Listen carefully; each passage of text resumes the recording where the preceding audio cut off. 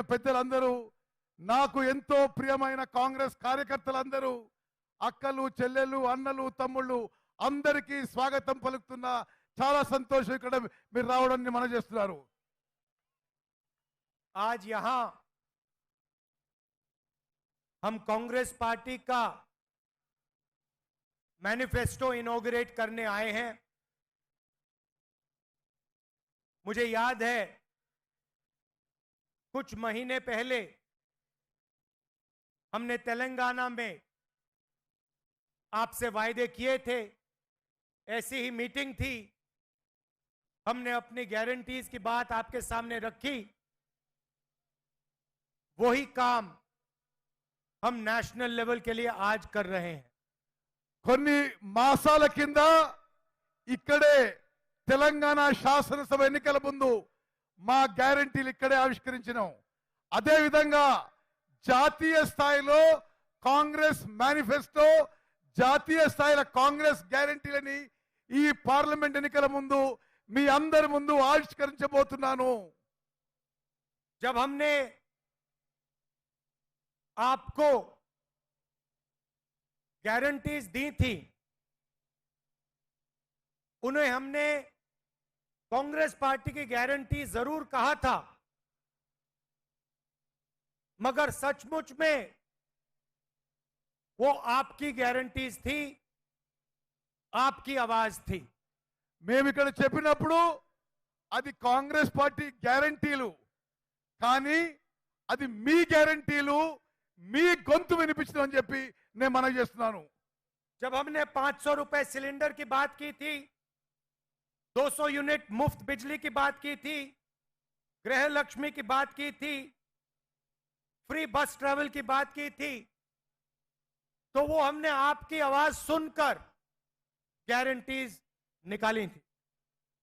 500 రూపాయలు gas cylinder అయినా, 200 యూనిట్ల వరకు ఉచిత విద్యుత్ అయినా, ఆర్టీసీ బస్సుల్లో మహిళలకి ఉచిత ప్రయాణమైనా, గృహలక్ష్మిలో ఉచితంగా ఇల్లు కట్టడమైనా మీ గొంతుని ఇక్కడి నుంచి వినిపించడం జరిగింది. అది అమలు చేసిన విషయం కూడా మీకు మనవి చేస్తున్నాను. और आज तेलंगाना के सब लोग जानते हैं कि कांग्रेस पार्टी ने जो वायदे किए थे, उन वायदों को कांग्रेस पार्टी पूरा कर रही है। తెలంగాణలో ప్రజానీకానికి అందరికీ తెలుసు, ఏ మాట అయితే మేము ఎన్నికల ముందు ఏ గ్యారంటీస్ అయితే చెప్పామో అన్ని గ్యారంటీస్ ఇచ్చి మాట నిలబెట్టుకుంటున్న విషయం మీ అందరికీ తెలుసు. हिंदुस्तान में 40 साल से सबसे ज्यादा बेरोजगारी है, मगर तेलंगाना में तेलंगाना की सरकार ने 30,000 लोगों को सरकारी नौकरी दी है और कुछ ही समय में 50,000 और लोगों को सरकारी नौकरी मिलने जा रही है।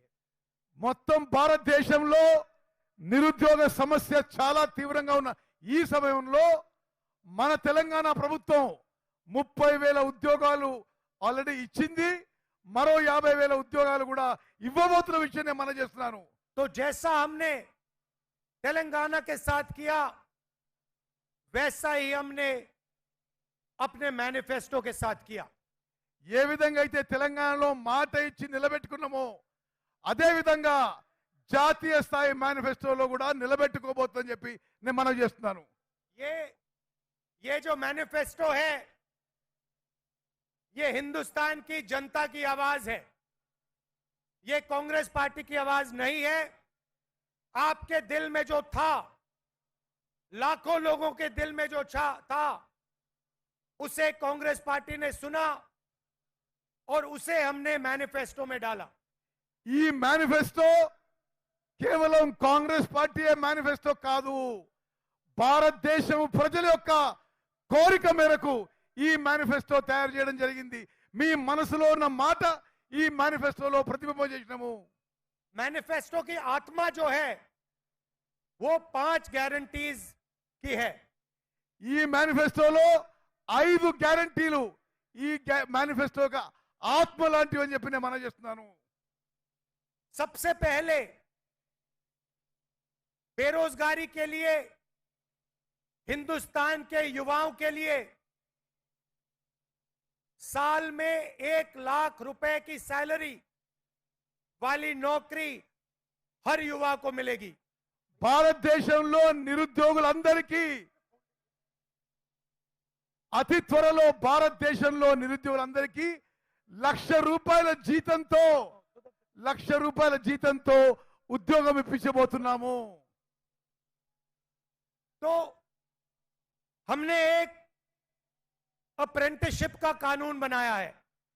మేము అప్రెంటిస్షిప్ అంటే ట్రైనింగ్, మరి ట్రైనింగ్ ఇచ్చే కార్యక్రమం కూడా మొదలు పెడుతున్నాము।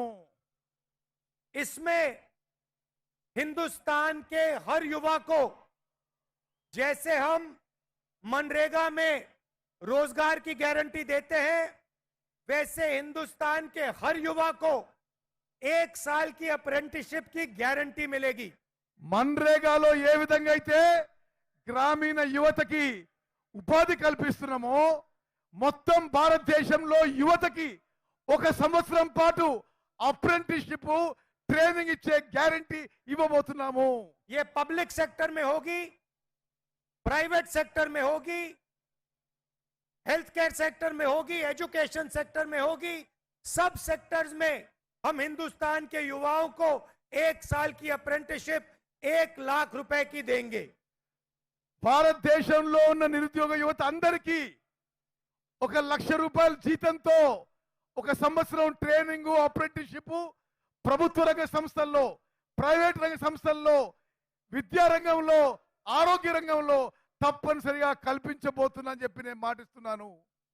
और ये युवाओं के लिए हमने सिर्फ एक बात रखी है,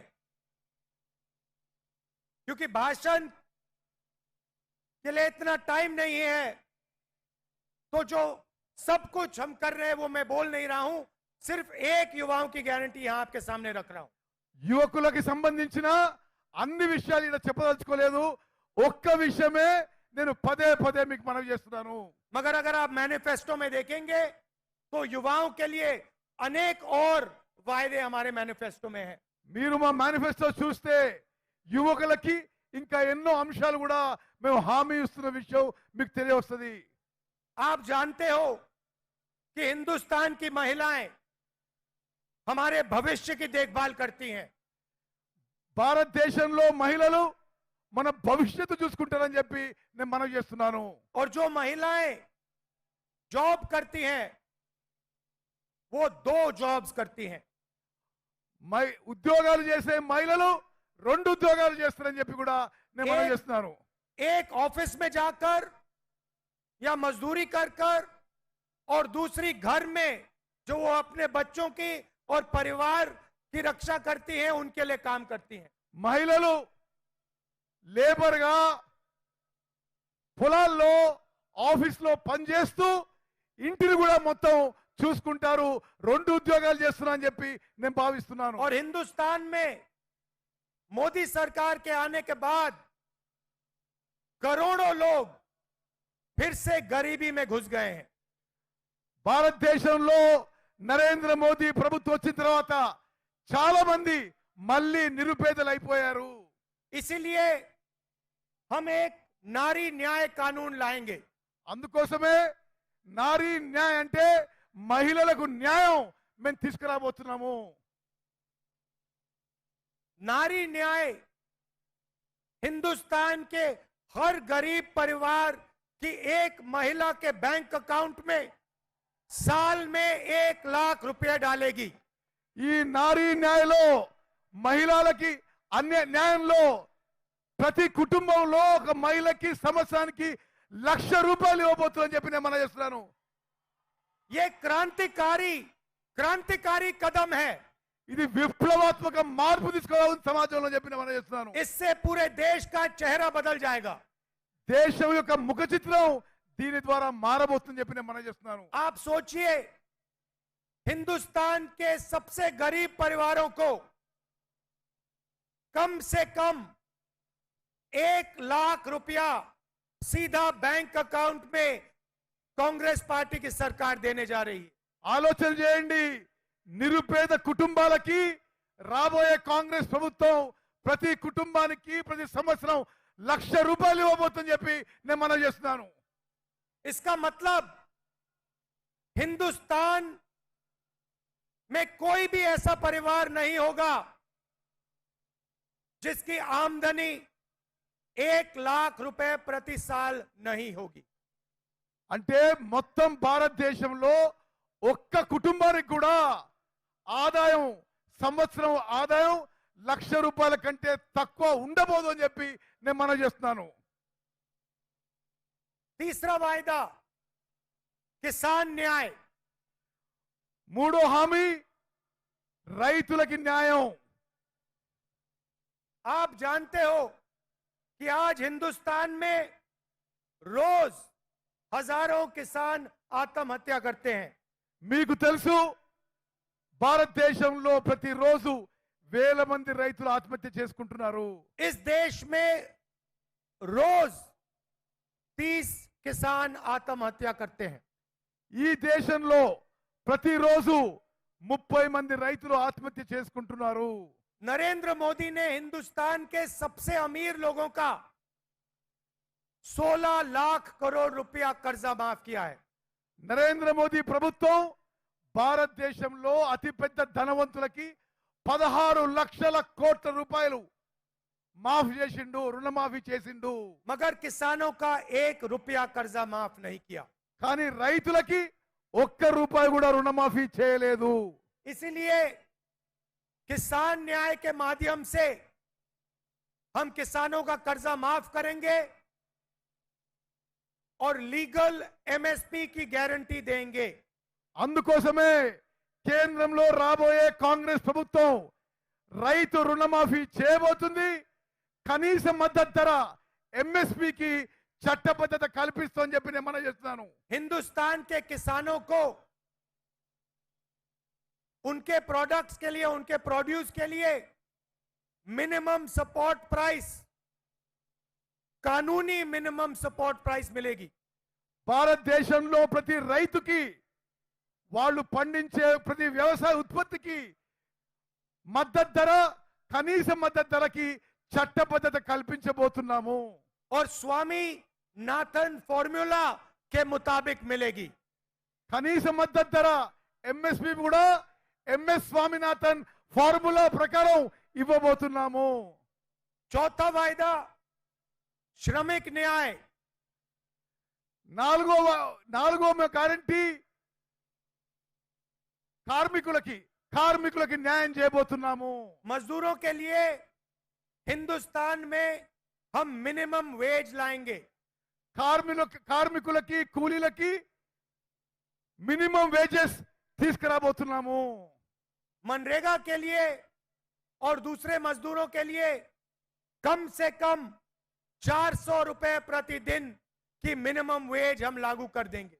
మన్రేగాలో గాని ఇతర పనుల్లో గాని కనీస వేతనాలు మినిమం వేజెస్ రోజుకి 400 రూపాయలు ప్రకటించబోతున్నాము. और पांचवा वायदा शायद सबसे जरूरी और ऐतिहासिक वायदा, ఐదో మించిన మాట చాలా పెద్ద విషయం. ఇది అందరూ మీరు జాగ్రత్తగా వినాలని కోరుకుంటున్నా. हिंदुस्तान में 50% आबादी पिछड़े वर्ग की है। భారతదేశంలో 50% జనాభా వెనుకబడి తరగతున్న వాళ్ళు, 15% आबादी दलितों की है, 15% జనాభా దళితులు ఉన్నది, 8% आबादी आदिवासियों की है, 8% గిరిజనులు ఆదివాసులు ఉన్నారు, 15% आबादी माइनॉरिटीज की है 15% మైనారిటీల జనాభా ఉన్నది, और 5% आबादी गरीब जनरल कास्ट की है। 5% జనాభా మరి నిరుపేదలు జనరల్ కేటగిరీ వాళ్ళు ఉన్నారని చెప్పి నేను మనం చేస్తున్నాను.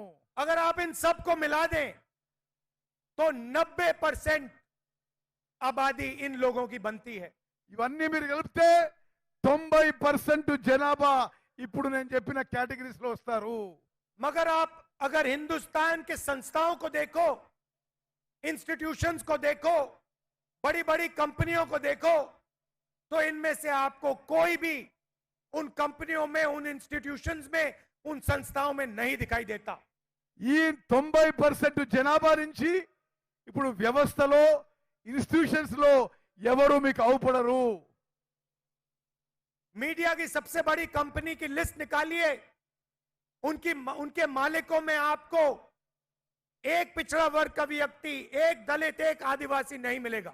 మీడియా కంపెనీలను చూస్తే మీడియా కంపెనీ ఓనర్లు ఎవరు కూడా బీసీలు గాని ఎస్సీలు గాని ఎస్టీలు గాని మీకు అవుపడరు. हिंदुस्तान की सबसे बड़ी 200 कंपनियों के मालिकों की लिस्ट निकालिए, భారతదేశంలో మీరు పెద్ద కంపెనీల లిస్ట్ చూస్తే ఈ ఎన్నుకోబడిన వర్గాలు ఎవరు అవుపడరు. उसमें आपको एक पिछड़ा वर्ग का व्यक्ति नहीं मिलेगा। భారతదేశంలో ఉన్న పెద్ద కంపెనీల్లో బీసీ ఎస్సీ ఎస్టీ ఓనర్స్ ఎవరు మీకు అవుపడరు. एक दलित नहीं मिलेगा, एक गरीब जनरल कास्ट का नहीं मिलेगा, एक माइनॉरिटी नहीं मिलेगा, एक आदिवासी नहीं मिलेगा। ఒక్క దళితుడు గాని ఒక్క ఆదివాసీ గాని ఒక్క మైనారిటీ గాని ఎవరు కూడా ఈ ధనవంతుల లిస్ట్ లో మీకు దొరకరు. हिंदुस्तान की सरकार को 90 लोग चलाते हैं, आईएएस अफसर चलाते हैं। భారతదేశం యొక్క ప్రభుత్వం 90 మంది ఐఏఎస్ అధికారులు నడుపుతారు. 50% पिछड़ों की आबादी है, 50% ఎనుకబడి వారు ఉన్నారు. 90 आईएएस अफसर में से सिर्फ 3 आईएएस अफसर ओबीसी वर्ग के हैं। దేశాన్ని నడిపించే 90 మంది ఐఏఎస్ ఆఫీసర్లో కేవలం 3 బీసీలు ఉన్న మాట ఇది వాస్తవము. आपकी आबादी 50% और आपकी हिस्सेदारी 5%। మీ జనాభా 50%, మీ భాగస్వామ్యం కేవలం 3% అని చెప్పి నేను మనం చేస్తున్నాను. आदिवासियों की आबादी 8%, 90 में से सिर्फ एक आदिवासी। గిరిజనులు ఆదివాసాలు 8% ఉంటే ఈ 90లో ఒక్కడు గిరిజను ఉన్నాడు. दलितों की आबादी 15%, दलित अफसर 90 में से 3। 90 మందిలో దళితులు కేవలం 3, దళితుల జనాభా సంఖ్య 15% అని చెప్పి నేను మనం చేస్తున్నాను. और अगर आप बजट को देखें तो अगर 100 रुपए खर्च होता है तो दलित, आदिवासी, पिछड़े वर्ग के अफसर सिर्फ 6 रुपए का निर्णय लेते हैं। మీరు బడ్జెట్ చూస్తే ఖర్చు అయ్యే 100 రూపాయల్లో కేవలం 6 రూపాయలు బీసీ ఎస్సీ ఎస్టీ ఆఫీసర్స్ ఖర్చు పెడుతున్నారని చెప్పి నేను మనం చేస్తున్నాను. तो सच्चाई ये है भाइयों और बहनों कि हिंदुस्तान की 90% आबादी की इस देश में हिस्सेदारी है ही नहीं। అంటే దేశంలో 90% జనాభా ఉన్న బీసీ ఎస్సీ ఎస్టీ మైనారిటీలకి దేశంలో సరి అయిన భాగస్వామ్యం లేదు అని చెప్పి నేను మనం చేస్తున్నాను. किसी को चोट लगती है तो पहला काम डॉक्टर कहता है एक्सरे कराओ।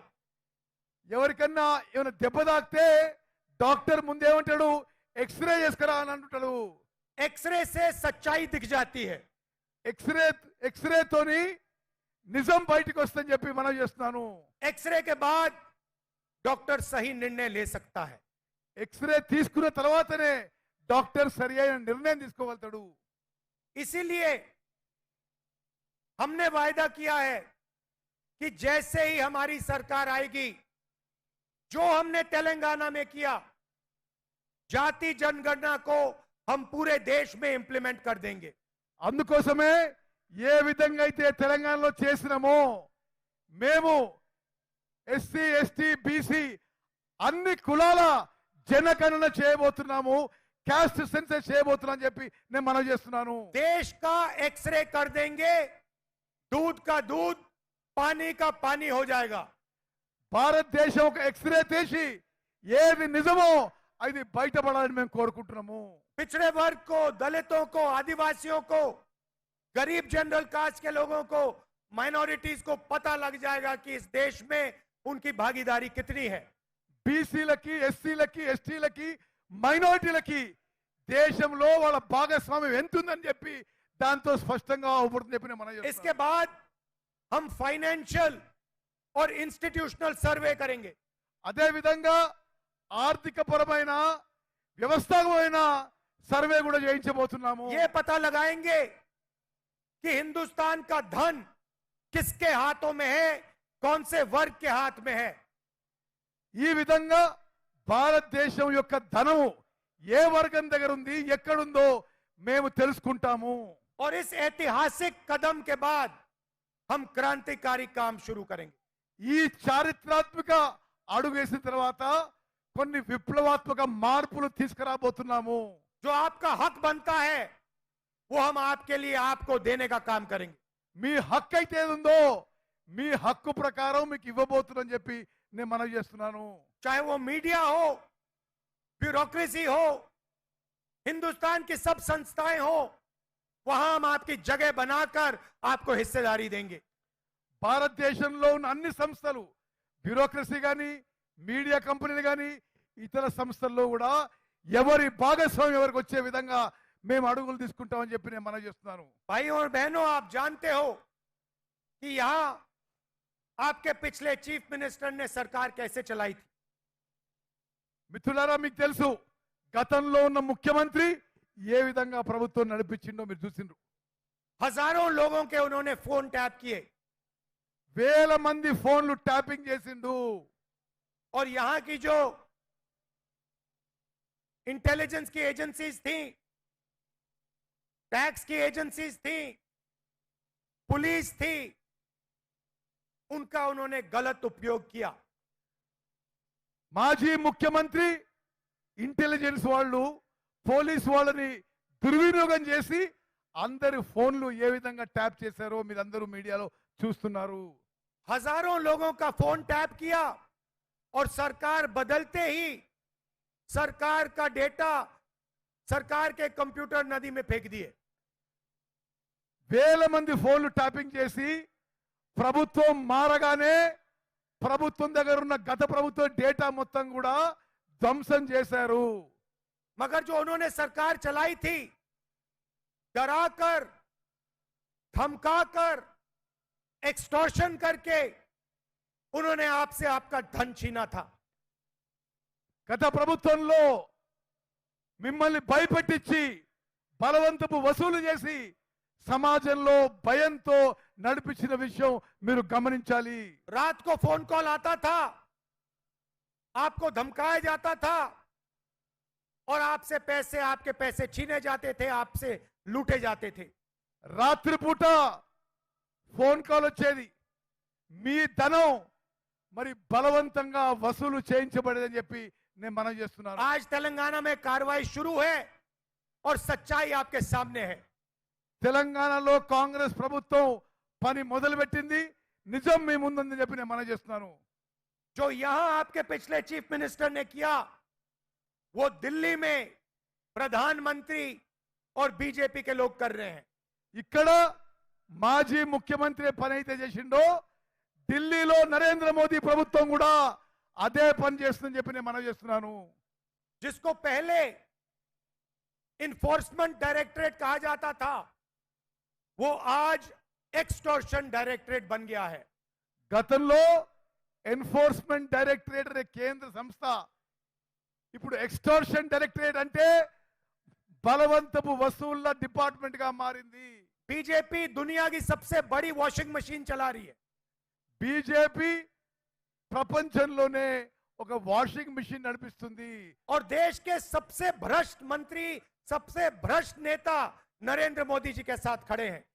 దేశంలో అత్యంత అవినీతి పరులు, అవినీతి మంత్రులు అందరూ కూడా నరేంద్ర మోదీతో నిలబడ్డారు. ఎలా इलेक्शन कमीशन में नरेंद्र मोदी जी ने लोग बैठाए. ఎలక్షన్ కమిషన్ లో కూడా నరేంద్ర మోదీ తన తొత్తులను పెట్టిండు. और दुनिया का सबसे बड़ा स्कैम इलेक्टोरल बॉन्ड्स का स्कैम है. ప్రపంచంలోనే అతిపెద్ద కుంభకోణం ఎలక్ట్రోల్ బాండ్స్ కుంభకోణం అని చెప్పి నేను మనం చేస్తున్నాను. पैसा दो, धंधा लो. పైసలు వసూలు చేసి వ్యాపారం బిజినెస్ ఇచ్చిన చరిత్ర బీజేపీ ప్రభుత్వం చెప్పి నేను మనం చేస్తున్నా. इलेक्टोरल बॉन्ड्स की आप लिस्ट निकालिए और उसमें साफ दिखता है. మీరు ఎలక్ట్రల్ బాండ్స్ అంటే పొలిటికల్ పార్టీస్ కి మరి బాండ్స్ ఇచ్చిన వాళ్ళు లిస్ట్ చూస్తే వాళ్ళ వ్యాపారాలు వాళ్ళ బాండ్స్ కి ఏ సంబంధం ఉందో స్పష్టం అవుతుంది చెప్పి నేను మనం చేస్తున్నాను. एक दिन सीबीआई कंपनी को धमकाती है, उसी महीने वही कंपनी बीजेपी को करोड़ों रुपए पकड़ा देती है. సిబిఐ సంస్థ వ్యాపారస్తులను వ్యాపార కంపెనీని భయపెట్టించి అదే నెల ఆ కంపెనీ బీజేపీకి ఎలక్ట్రల్ బాండ్ ద్వారా డొనేషన్ చేసే ఉదాహరణలు ఎన్నో అని చెప్పి నేను మనం చేస్తాను. हजारों करोड़ रुपए का इंफ्रास्ट्रक्चर प्रोजेक्ट कंपनी को मिलता है, उसी से 15-20 दिन पहले कंपनी बीजेपी को करोड़ों रुपए पकड़ाती है. వేల కోట్ల ప్రాజెక్టులు, వేల కోట్ల ఇన్ఫ్రాస్ట్రక్చర్ ప్రాజెక్టులు వాళ్ళ దగ్గరున్న వాళ్ళకి సంస్థలకు ఇచ్చి ఎలక్ట్రల్ బాండ్ ద్వారా వసూలు చేసుకుంటున్నారు. कांग्रेस पार्टी के सारे बैंक अकाउंट बंद कर दिए. కాంగ్రెస్ పార్టీకి చెందిన బ్యాంక్ అకౌంట్లు అన్ని కూడా ఈ బీజేపీ ప్రభుత్వం సీజ్ చేసింది, మూసేసిన విషయం మీకు తెలవాలి. मगर हम इन लोगों से नहीं डरते हैं. అయినా సరే మేము భయపడేది లేదు. यहां पे हमने बीजेपी की बी टीम को हराया, आने वाले चुनाव में हम ए टीम को हराने जा रहे हैं. తెలంగాణలో బీజేపీ బి టీం ని ఓడించినాం, ఇప్పుడు దేశంలో బీజేపీని ఓడించబోతున్నాము. कॉन्स्टिट्यूशन हिंदुस्तान के सब लोगों की रक्षा करता है. రాజ్యాంగం భారతదేశ ప్రజలకి రక్షణ కలిగిస్తుంది. चाहे वो दलित हो, आदिवासी हो, पिछड़े लोग हो, माइनॉरिटी के लोग हो, गरीब हो, सब लोगों की रक्षा कॉन्स्टिट्यूशन करता है. రాజ్యాంగం ద్వారానే దళితులు, ఆదివాసీలు, మైనారిటీలు, బీసీలు వీళ్ళందరి రక్షణ మన రాజ్యాంగం చేస్తుంది. बीजेपी कॉन्स्टिट्यूशन को रद्द करना चाहती है. బీజేపీ కేంద్రంలో రాజ్యాంగాన్ని రద్దు చేయదలుచుకున్నది. हम कॉन्स्टिट्यूशन को कभी नहीं रद्द होने देंगे. మేము రాజ్యాంగాన్ని రద్దు చేయనీయము. ये लड़ाई कॉन्स्टिट्यूशन और लोकतंत्र को बचाने की लड़ाई है. ఇప్పుడు మనం కొట్లాడే ఈ కొట్లాట రాజ్యాంగాన్ని, ప్రజాస్వామ్యాన్ని కాపాడుకుందామని చెప్పి నేను మనం చేస్తున్నాను. नरेंद्र मोदी जी 3-4% लोगों के लिए काम करते हैं. నరేంద్ర మోదీ 3-4% ఉన్న జనాభా వాళ్ళకి పెద్దలకే పనిచేస్తున్నాడు. उनके पास मीडिया, धन, इंटेलिजेंस एजेंसीज, सीबीआई, ईडी सब कुछ है. నరేంద్ర మోదీ దగ్గర పైసలు ఉన్నాయి, మీడియా ఉంది, పెద్ద పెద్ద సంస్థలు ఉన్నాయి, కేంద్ర ప్రభుత్వ సంస్థలు, సిబిఐ, ఈడీ అన్ని ఉన్నాయి. हमारे पास सच्चाई और जनता का प्यार. మా దగ్గర కేవలం జనం యొక్క ప్రేమ, మీ ప్రేమ, నిజం మాతో ఉందని చెప్పి నేను మనం చేస్తున్నాను. और जीत सच्चाई और जनता की होती है. గెలుపు నిజంతో మరి మాతో ఉంటుందని చెప్పి నేను మనం చేస్తున్నాను. आखिरी बात, मैनिफेस्टो में हमने फिशिंग कम्युनिटी के लिए, मछुआरों के लिए भी जबरदस्त काम किया है. మేనిఫెస్టోలో అన్ని కమ్యూనిటీలు కూడా సరి అయిన న్యాయం చేసినామని చెప్పి నేను మనం చేస్తున్నాను. डीजल की सब्सिडी और आपके लिए, फिशरमैन के लिए कोऑपरेटिव बैंक हम लागू करेंगे. చేపలు పట్టే వాళ్ళకి డీజిల్ సబ్సిడీ, అదే విధంగా ఫిషర్ మ్యాన్ కోఆపరేటివ్స్ కి మేము తక్కువ ధరతో లోన్లు ఇప్పిస్తామని చెప్పి నేను మనం చేస్తున్నాను. मैंने आज 5 वायदे आपके सामने रखे. నేను మీ ముందు 5 మాటలు, 5 హామీలు మీ ముందు ఉంచాను. मगर ये हमारे सिर्फ 5 वायदे नहीं है.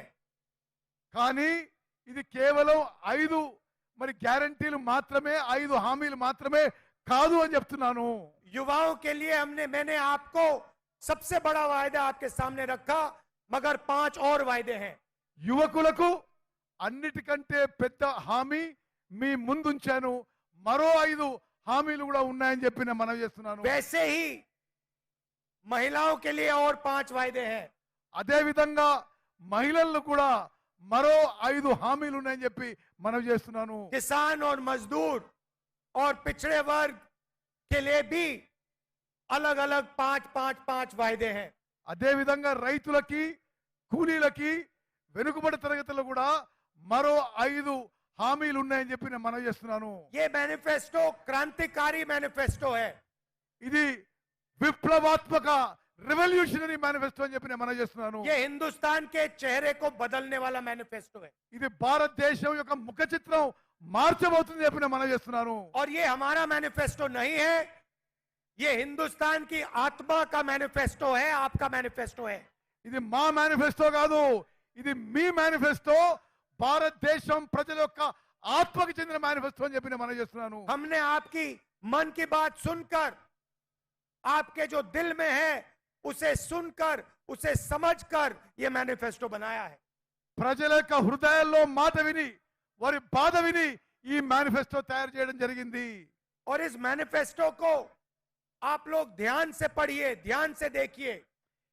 ఈ మేనిఫెస్టోని చాలా జాగ్రత్తగా చదవండి అని చెప్పి నేను విజ్ఞప్తి చేస్తున్నా. क्योंकि अगर आप इसको अच्छी तरह देखेंगे तो आपको पता लगेगा कि ये मैनिफेस्टो हिंदुस्तान को बदल सकता है।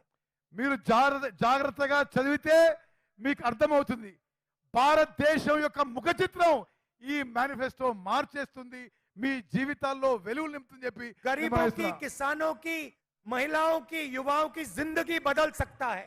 నిరుపేదలు, రైతులు, మహిళలు, కూలీలు అందరి జీవితాల్లో వెలుగులు నింపే మేనిఫెస్టో అని చెప్పి నేను మనవి और आप చేస్తున్నాను. ये भी जानते हो, तेलंगाना में बहुत अच्छी तरह जानते हो, अगर कांग्रेस पार्टी आपसे ऐसे वायदे करती है तो कांग्रेस पार्टी उन वायदों को डिलीवर कर देती है। ఏ విధంగానైతే తెలంగాణలో ఏ గ్యారెంటీలు ఇచ్చినామో, ఏ మాట ఇచ్చినామో నిలబెట్టుకున్నామో, భారతదేశంలో కూడా ఈ గ్యారెంటీలు ఇచ్చి నిలబెట్టుకుంటామని చెప్పి నేను మనవి చేస్తున్నాను. मैं यहां राजनीतिक भाषण दिया हूं, నేను ఇక్కడ ఒక పొలిటికల్ స్పీచ్ ఇచ్చాను. मगर मेरा और आपका रिश्ता राजनीतिक नहीं है। కానీ నాకు మీకున్న సంబంధం రాజకీయాలకు అతీతంగా ఉందని చెప్పి నేను మనవి చేస్తున్నా. मेरा और आपका रिश्ता पारिवारिक रिश्ता है, मोहब्बत का रिश्ता है। నాకు మీకున్న బంధం ఒక కుటుంబంలో ఉన్న బంధం, ప్రేమ ఆత్మీయత ఉన్న బంధం అని చెప్పి నేను మనవి చేస్తున్నాను. और आप जानते हो